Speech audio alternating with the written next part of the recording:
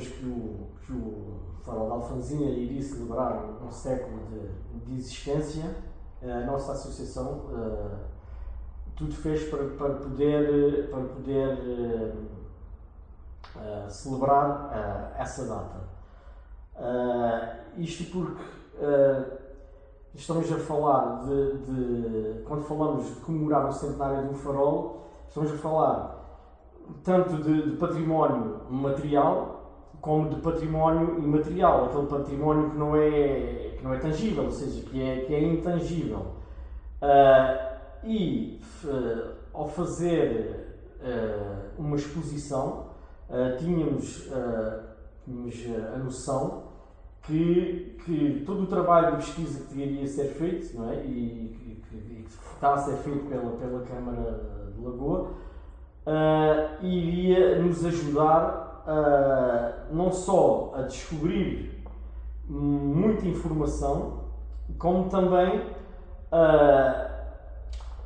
documentá-la e preservá-la para que ela pudesse não se perder e para que ela possa ser, mais tarde no futuro, conhecida pelas gerações vindouras.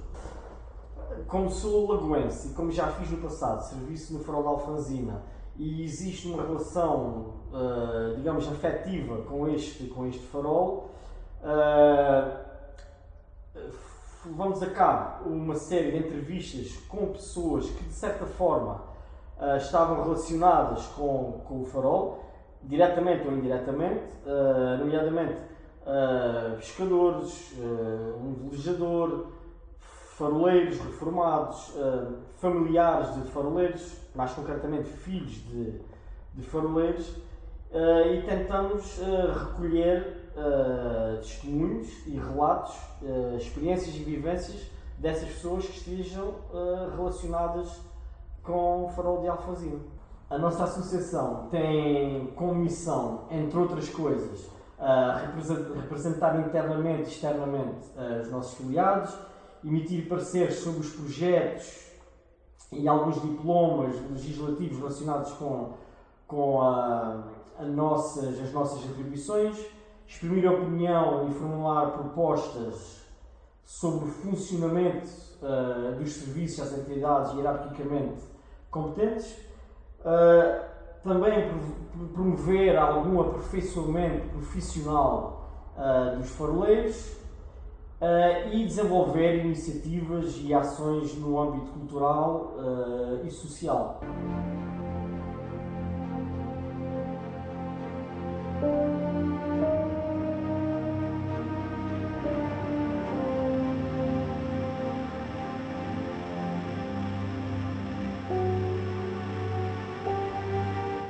Foi a primeira vez que eu fui ao Farol, mas vi-o todos os dias, de noite e de dia. Tínhamos estrada para lado nenhum, era-se por cima das pedras.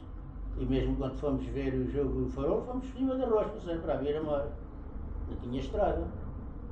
Tinha a estrada, era do Cerro Gordo para o Farol, que era quando o seu Castro passava com aquela. Aquilo convidou, a gente queria ver a bola, mas também não havia televisões nenhumas, nem Benadil, ninguém tinha. Só havia aquela no Farol, não havia mais nada. E é que eu ver, mas eu saberia alguma.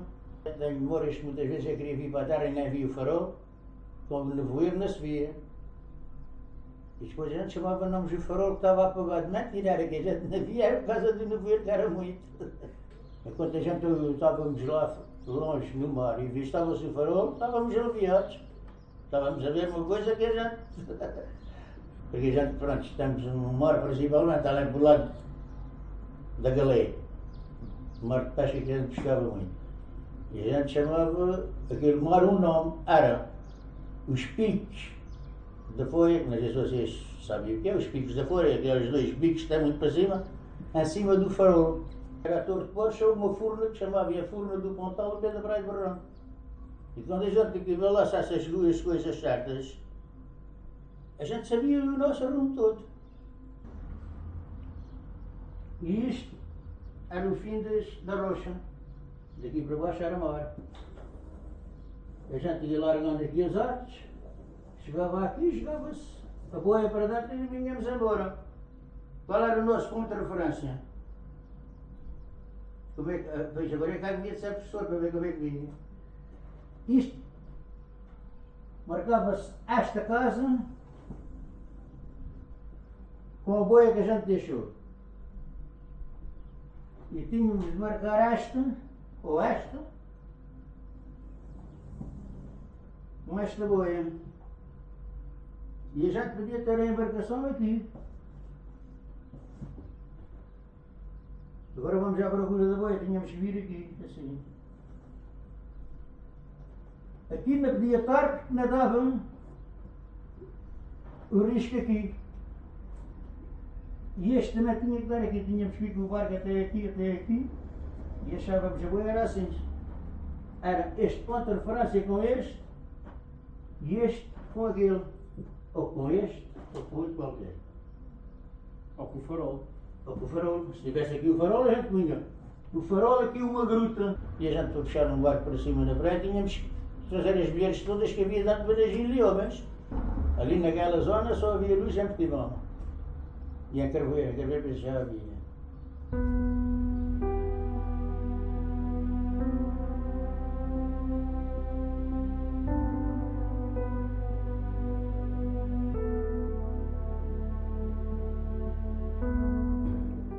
Os primeiros contactos foram no princípio dos anos 60, porque tinha uma tia que era muito amiga do faroleiro Castro Lopes, e de vez em quando esse faroleiro convidava essa minha tia, que eu acompanhava, e íamos ter lá ao farol para...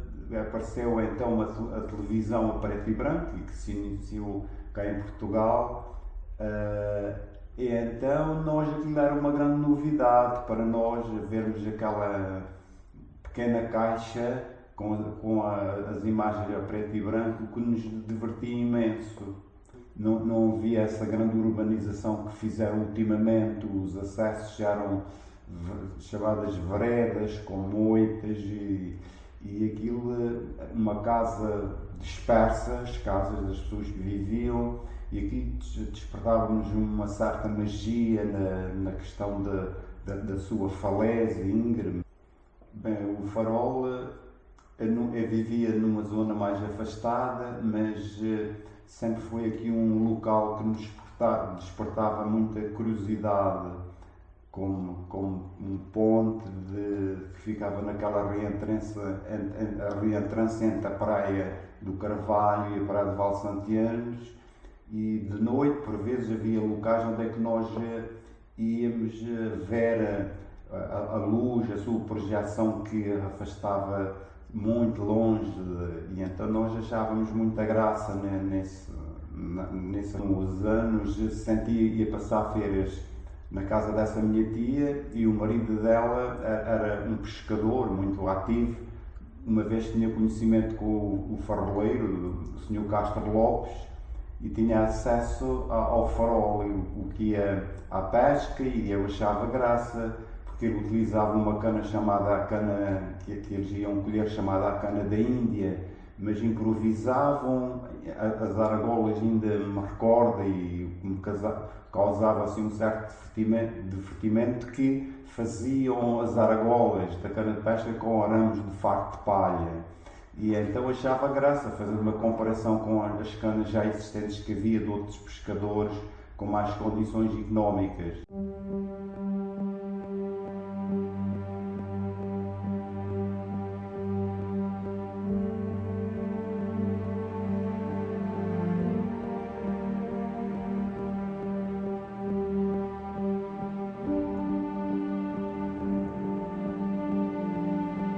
Iniciei a minha profissão de faroleiro foi em Olhão, na ilha de Santa Maria. Depois corri vários faróis, fui destacado no Cabo Especial, depois Cabo da Roca, depois Cabo de São Vicente, depois direção de faróis, depois direção de faróis Sines, Cabo de São Vicente outra vez, Cabo de São Vicente, Alfonsina, que foi onde terminei. O meu posto era faroleiro subchefe, mas gostei muito mais aqui de Alfonsina. E toda a gente me dizia, quando fores para lá e tal, vai ver que aquilo é bom, e realmente é. Para já tinha ali a praia logo aqui, praia de Centenos, que era a minha praia.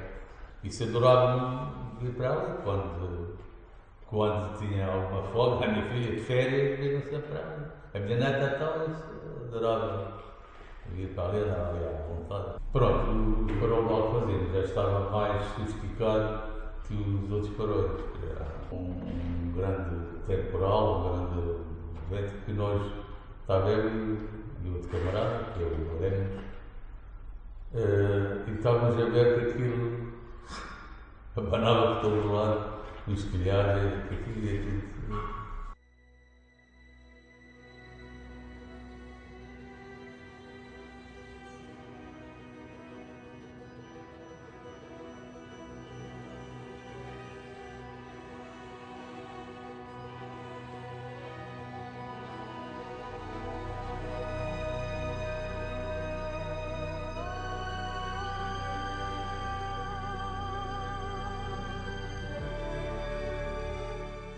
Sou nata de Alfonsina e cresci no farol de Alfonsina, uma parte da minha vida que eu gosto muito. A minha primeira memória por causa do farol. Eu cresci em faróis, porque da família sou a nata do farreiro. O meu avô, o pai do meu pai, foi farreiro também em Alfonsina.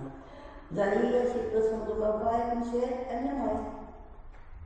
O meu pai conheceu a minha mãe, o meu pai estava na Marinha e foi fazer serviço para o farol. Dali está ali uns quantos anos, ali no farol. Naquela altura, acho que eu tinha lá um quadro que recebiam antigamente na Marinha, quando foi da Guerra Mundial, que chegou a cair alguns aviões aqui na costa. Ele salva algumas pessoas. Eu fiz serviço no Cabo São Vicente e fiz aqui pela estratégia que havia na altura, que dessas coisas já não se precisava. Só sei que ele teve a fazer, que ele teve no farol da Alfonsina. O pai do meu pai, portanto, isso é uma herança. Uma herança, que era o José Francisco Correia de Almeida. O meu pai, já depois dali, fez mais anos de serviço, porque lhe pediram, direção de faróis pediu, mas mais depois ele já estar aposentado, cadeiras de pinhão, carro da direção de faróis para descarregar, lá do farol telefonava sempre para o meu pai e coordenar lá as coisas. Não me lembro já que era os faróis estavam lá na altura, só lembro do Sr. Freitas, acho que era o Sr. Soares, o Sr. Soares, o Sr. Rio e o outro, agora não me lembro. Acho que o Sr. Machado já não estava nessa altura, mas não tenho a certeza. Não tenho a certeza. Olha, os faróis estão lá, olha, lembro. Do Sr. Machado, do Sr. Freitas, do Sr. Rio, do Sr. Soares, do Vairinhos, do Tio Castro, que é o Tio Castro. Será sempre que o meu pai era fazendo o casamento do Sr. Castro, foi chefe também do farol. Muitos anos a seguir eu continuou o meu pai.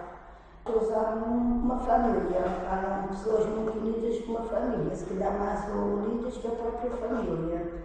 A imagem que eu tenho do farol é isso mesmo. Que aliás arranjaram o motor dos barcos lá dos pescadores da praia de Nagico e de Caravoeiro e isso tudo que eu sabia fazer um pouco. Mas houve uma altura que eu não quis subir na carreira para não sair daqui do farol. Se eu subisse na carreira, eu tinha que subir do farol. Da Marinha, um carro daqueles que chamavam uma Ramona, para a gente ir às compras, até íamos burro. Ainda lembro-me de haver uma senhora que tinha um burro que fazia as compras para os faroleiros. Quando era já grandinha, ainda carregava os baldes depois para dar à manavela.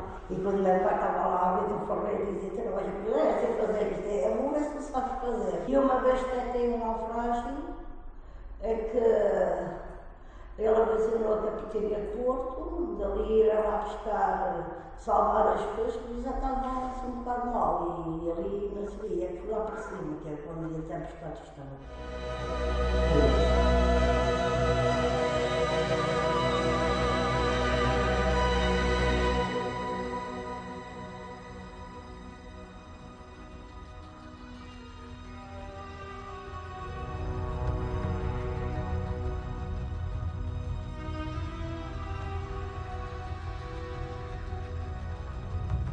O meu avô António Luís Vieira foi cabo-mar de Carvoeiro durante alguns anos onde residiu enquanto cabo-mar, onde é hoje o edifício da GNR de Carvoeiro, e ele tinha a tarefa de verificar se estaria sempre em pleno funcionamento. A primeira percepção dele, quando aparecem os primeiros colchões de ar, a passear um bocadinho de colchão de ar, ir até à Praia de Carvalho, da Praia de Carvalho haver mais um entusiasmo e damos de caras com o farol da Alfanzina, até porque tem ali aquela enseadazinha onde está o lanchão do ladrão. Eu, enquanto apaixonado e também membro de uma equipa de vela, é aquele símbolo que nos faz, muitas vezes, quando estamos mais em baixo, quando necessitamos aquele apoio, é a luz no farol. A primeira abordagem enquanto velejador deve ter sido, e talvez com os meus 19, 20 anos. Uma ida à gruta, que é uma gruta fantástica, que é mesmo por debaixo. Talvez uma vez, um bocado por inconsciência, tentar ir à Gruta do Paraíso e estavam vagas de sueste e aquilo não se entrou logo à primeira, depois entramos e depois foi um quebra-cabeças e depois quando se sai olhamos para trás e o farol da Alfanzina, porque talvez sejam essas as recordações assim. Os faróis são essenciais, continuarem ligados e o faroleiro a ser o que tem sido sempre ao longo de toda a sua história um zelador da segurança dos mares.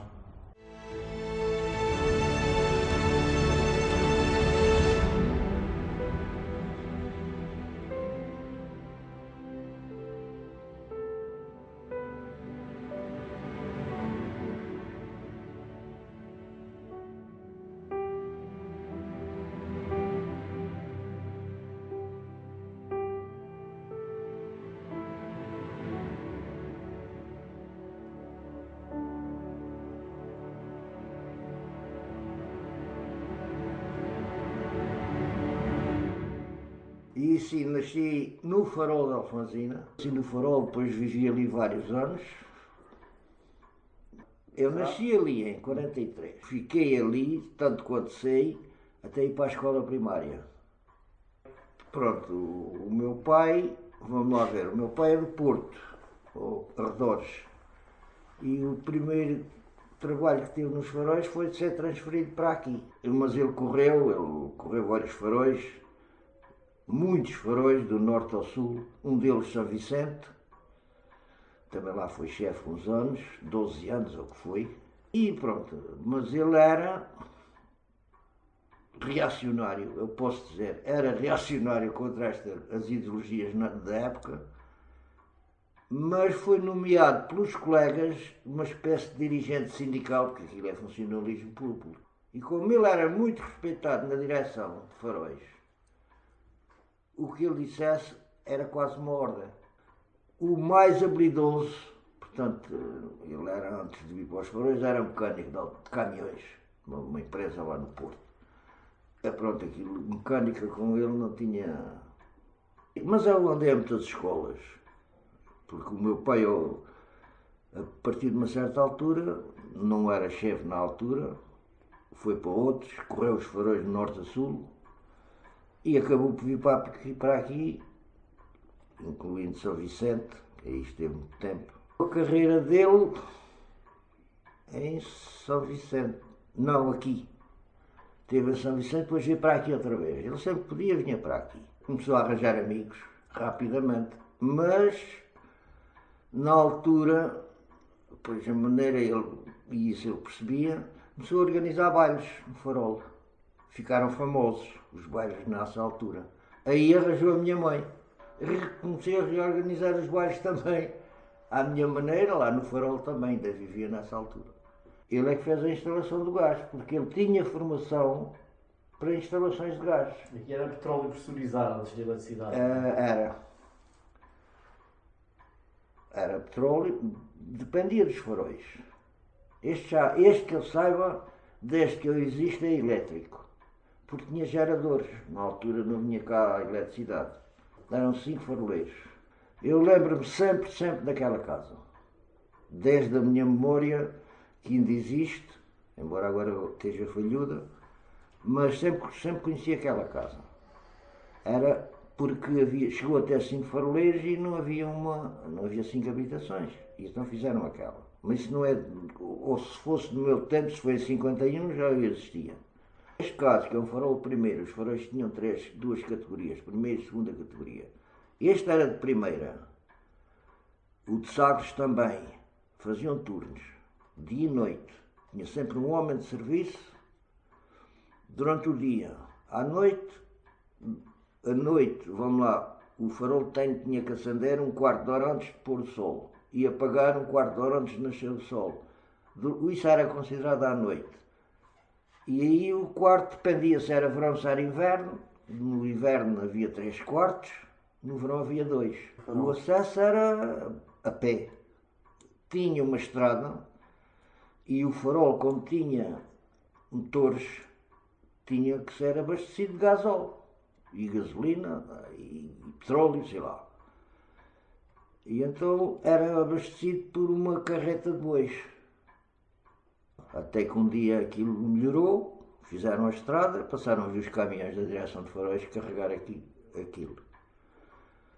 Bom, e ele, quando para lá foi, resolveu esse problema.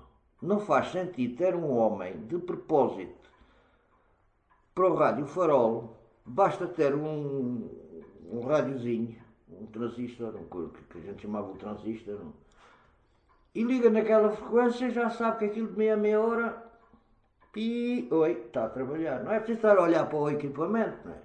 Estar ali de castigo, a ver se aquilo está ou não a trabalhar. Aquilo só trabalhava, dava um sinal de meia hora.